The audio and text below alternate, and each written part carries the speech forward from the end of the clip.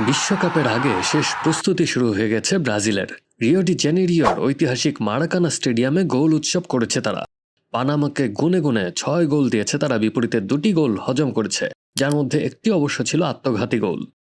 ম্যাচের শুরু থেকেই আক্রমণাত্মক ফুটবল খেলতে থাকে ব্রাজিল। ভিনিসিয়াস জুনিয়র 2য় মিনিটে গোল করান। তবে খেলার ধারার বিপরীতে একটি ধাক্কা খায় তারা। পানামার মাইকেল মোরিলোর একটি ফ্রিকিক ব্রাজিলের ম্যাথিউস কুনহার গায়ে লেগে ডিফ্লেক্টেড হয়ে জালে জড়ালে 1-1 গোলে ম্যাচে সমতা ফেরে।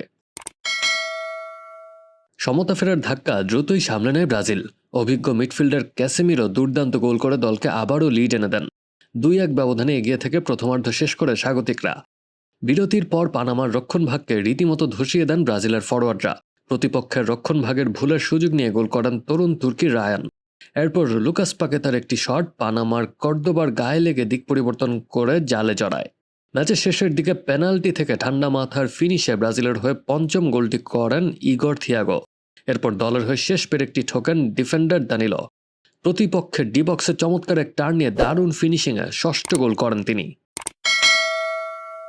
ম্যাচে পুরোপুরি কোণঠাসা হয়ে পড়লেও পানামার হার্ভে একটি চোখ ধাঁধানো দূরপাল্লা শটে ব্রাজিলের জাল কাঁপিয়ে নিজেদের দ্বিতীয় গোলটি উদযাপনের সুযোগ করে দেন। তবে পুরো ম্যাচে ব্রাজিলের পাসিং ও ক্লিনিক্যাল ফিনিশিংয়ের সামনে তারা পাত্তাই পায়নি। ম্যাচে ব্রাজিলের মোট শট ছিল 14টি এবং এক্সপেক্টেড গোলস ছিল 2.26। আসন্ন বিশ্বকাপের আগে নিজেদের শক্তি ও কৌশল ঝালিয়ে নেয়ার এই টেকটিক্যাল লড়াইয়ে পুরো স্কোয়াডকেই দারুণভাবে ব্যবহার করেছেন ব্রাজিল কোচ।